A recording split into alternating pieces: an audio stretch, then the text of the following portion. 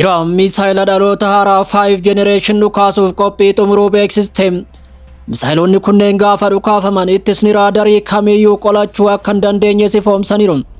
Lolli Iraan Ameerikaa fi Israa'el gidduutti guyyoota torbaffaa qabate kun marsaa haaraa balaafamaa guddaa keessa seeneera.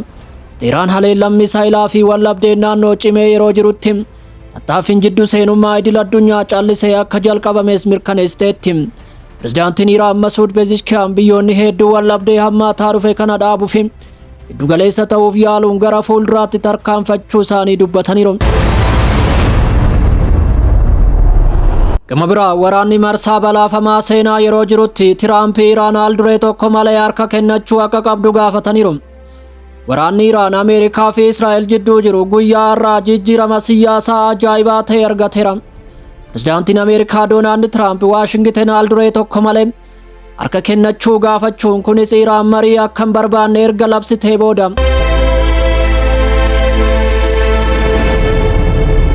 Koreen eegdota warraaqsa Islaamaa Iraan duula haloo ba'uu haleellaa marsaa 22ffaa raawwachuu beeksiseera. Akka qondaalonni waraanaa Iraan jedhanitti Koraam Shaayiraafur Kaayibarii fi Fattaa dabalatee misaayilonni garagaloo galaana Peershiyaa irraa haga Teel Aviivitti dhukaafamaniiru.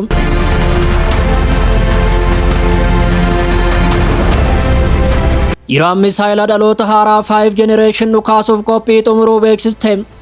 Misaayilonni kunneen gaafa dhukaafaman ittisni raadarii kamiyyuu qolachuu akka hin dandeenye ifoomsaniiru. Lolli Iraan Ameerikaa fi Israa'el gidduutti guyyaa torbaffaa qabate kun marsaa haaraa balaa guddaa balaafamaa ta'etti seeneera. Iraan haleellaan misaayilaa fi wallabdeen naannoo cimee yeroo jirutti tattaaffiin gidduu seenummaa idil addunyaa callisee akka jalqabame mirkaneessiteetti. Pirezidaantiin Iraan Masuud Pezeshkian biyyoonni hedduu wallabdee hammaataa dhufe kana dhaabuuf giddu galeessa ta'uuf yaaluun gara fuulduraatti tarkaanfachuu isaanii ibsaniiru.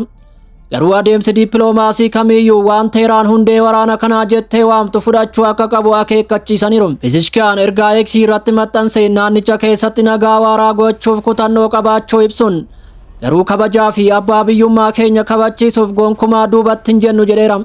Itti dabaluunis tattaaffiin gidduu seenummaa namoota uummata Iraan xiqqeessanii fi wallabdee kana qabsiisan irratti xiyyeeffachuu akka qabu ibsuun kunis duula waraanaa Ameerikaa fi Israa'el jalqaban irratti kan xiyyeeffatedha. Dubbiin dippiloomaasii mul'atullee lolli kun mallattoo suuta jechuu hin agarsiisne. Koreen eegdota warraaqsa Islaamaa Iraan duula haloo ba'uu haleellaa marsaa 22ffaa raawwachuu beeksiseera.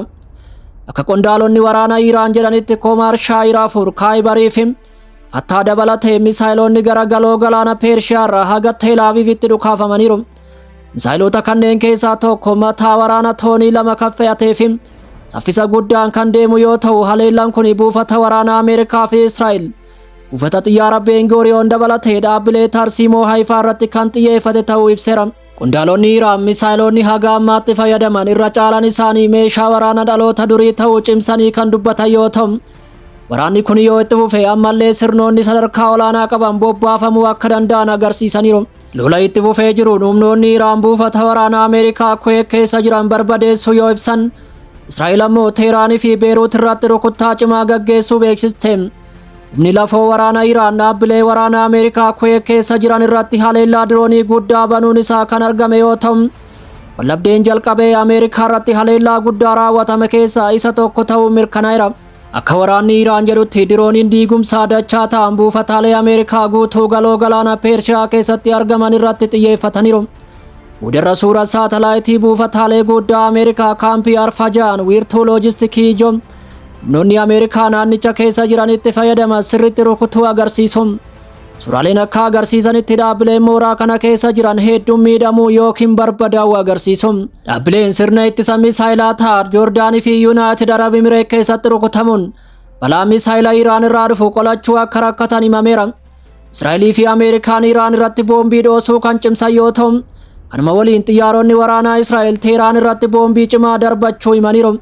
Qondaalonni akka ibsanitti boombiin kun qaama marsaa haaraa duula waraana waloo Ameerikaa fi Israa'el akka ta'e ibsaniiru. Kunis waraana Iraan laamsheessuuf kan kaayyeffate ta'uu ibsaniiru. Pirezidaantiin Ameerikaa Doonaald Tiraamp galmi waraana kanaa hooggansa Teheraan qulqulleessuu ta'uu ibsuun wallabdeen kun jijjiirama sirna Iraan keessatti xumuruu akka danda'u ibsaniiru. Waraana guyyoota torbaffaa seene kanaan biyyoota hedduu keessatti namoonni dhibbaan lakkaaman du'aniiru. Iraan keessatti haleellaa qilleensaa Ameerikaa fi Israa'el raawwatanii lammiileen nagaa 1,300 ol ajjeefamaniiru. Haleellaan misaayilaa fi haleellaan qilleensaa Israa'elii fi Libaanos keessattis lubbuu namaa galaafateera. Lolli kun namoota 10,000 lakkaa'aman qe'ee isaanii gatanii akka baqatan kan taasise yoo ta'u, daandiiwwan qilleensaa fi dhaabbileen doonii idil addunyaa naannicha keessatti hojii hedduu adda kutaniiru.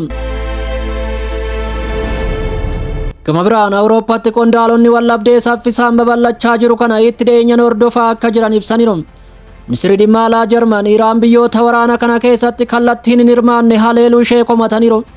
Haleellaa kana itti gaafatamummaa kan hin qabne jechuunis ibsaniiru. Haa ta'u malee gamtaa neetoo irratti balaan hatattamaa akka hin jirre ibsuun namoota nagaa lola kanaan miidhaman gargaaruuf gargaarsa namoomaa gara yuuroo miliyoona 100tti siqu beeksisaniiru. Mootummoonni Awurooppaas wallabdeen kun baqattoota baha giddu galeessaa gara Awurooppaatti dhufuu danda'an akka dhangalaasu himaniiru. Waraana naannicha keessatti babal'achaa dhufe kanaan haleellaan diroonii buufataalee Ameerikaa rukutuun ittisni raadaraa miidhamuu fi haleellaan qilleensaa biyyoota hedduu irratti cimaa dhufuun wallabdeen kun saffisaan gara waraana naannoo bal'aa hedduutti jijjiirameera. Daltoonni saffisni haleellaa kun yoo itti fufe biyyoonni hedduu yoo hirmaatan wallabdeen kun waggoota 10 darban keessatti wallabdee guddaa baha giddu galeessaa ta'uu akka danda'u akeekkachiisaniiru. Gama biraa waraanni marsaa balaafamaa seenaa yeroo jirutti Tiraamp Iraan haal duree tokko malee harka kennachuu akka qabdu gaafataniiru. Waraanni Iraan Ameerikaa fi Israa'el jidduu jiru guyyaa har'aa jijjiirama siyaasaa ajaa'ibaa ta'e argateera. Pirezidaantiin Ameerikaa Doonaald Tiraamp Waashingten haal duree tokko malee harka kennachuu akka qabdu gaafachuun kunis Iraan marii haal duree tokko malee akka fudhanne labsiteetti. Ibsi kun ejjennoo Waashingten keessatti sodaa guddaa kan agarsiisudha. Wallabdeen kun guyyoota 7ffaa kan seene yoo ta'u haleellaan waraanaa guutuu baha giddu galeessaa itti fufeera. Tiraamp ergaa miidiyaa hawaasaa irratti maxxansaniin Iraan guutumatti yoo harka kennite yookaan yoo harka kennuu baatte waliigalteen ta'uu hin jiru jedheera. Ergaan Tiraamp kun fakkeessaa ta'uu akka danda'u xiinxaltoonni hedduun tilmaamaniiru. Tiraamp filannoo hoogganaa olaanaa Iraan keessatti gahee taphachuu akka barbaadu himeera. Pirezidaantiin Ameerikaa itti dabalu Waashingtenii fi michoonni ishee erga biyyattiin haal dureewwan kana fudhattee booda diinagdee Iraan deebisanii ijaaruuf ni gargaaru jechuun ibse. Yaadonni kunneen Ameerikaa waraana qofa osoo hin taane jijjiirama siyaasaa hooggansa Iraan irratti akka barbaaddu agarsiisa. Kunis abjuu ta'uu akka danda'u xiinxaltoonni hedduun himaniiru. Yuuti Kaaminii Teheraan keessatti bakka aangoo guddaa kan uume yoo ta'u, abbootiin amantii Iraan eenyu itti aansee biyyattii hoogganuu akka danda'u ni murteessu jedhamee eegama. Tiraamp Waashingten murtee sana irratti dhiibbaa uumuu akka dandeessu yaada dhiyeessuun Iraaniif hoogganaa marii hawaasaa addunyaa biratti fudhatama qabu ni barbaachisa jechuun ibse. Xiinxaltoonni akka jedhanitti guyyoota darban keessa ejjennoon Tiraamp waraana kanarratti qaban yeroo hedduu jijjiirameera. Tarsiimoo yeroo dheeraa Waashingten irrattis mirkanaa'uu dhabuu uumeera. Yeroo tokko tokko pirezidaantiin Ameerikaa dippiloomaasiif banaa ta'uu kan agarsiisan yoo ta'u, yeroo biraa immoo injifannoo waliigalaa fi jijjiirama sirna Teheraan keessatti akka raawwatamu cimsanii dubbataniiru. Ajjabdoonni siyaasaa sagaleen jijjiiramaa jiru kun baasii fi balaa waraana dheeraa Iraan waliin godhamuuf jiru yaaddoo guddaa keessa kan galche ta'uu agarsiisaniiru. Keessumaa yeroo wallabdeen kun guutummaa naannichaa borcaa jirutti. Guutummaa baha giddu galeessatti waraanni cimee itti fufeera. Ergaa siyaasaa yaalamaa jiraatus lolli lafarra jiru garuu mallattoo suuta jechuu agarsiisuu dideera. Iraan haleellaa misaayilaa fi diroonii magaalota Israa'elii fi dhaabbilee waraanaa Ameerikaa galoo galaana keessa jiran irratti yoo xiyyeeffattu, humnoonni Ameerikaa fi Israa'el ammoo haleellaa qilleensaa Iraan irratti itti fufaniiru. Wallabdeen babal'achaa dhufe kun daandii doonii jeequun gabaa boba'aa addunyaa raaseera. Lammiileen nagaa 10,000 lakkaa'aman qe'ee isaanii dhiisanii baqataniiru. Wallabdeen gara yeroo murteessaa ta'etti yeroo ce'utti gaafiin Tiraamp haal duree tokko malee Iraan akka harka kennattu dhiyeessan Teheraan Waashingten waliin wallabdee yeroo dheeraa fi murteessaa ta'eef qophaa'uu akka dandeessu agarsiisa. Daltoonni hedduu wallabdeen kun furmaata siyaasa kamiyyuu osoo hin arganne dura guutummaa baha giddu galeessaa waraana bal'aa keessatti harkisuu akka danda'u akeekkachiisuu itti fufaniiru.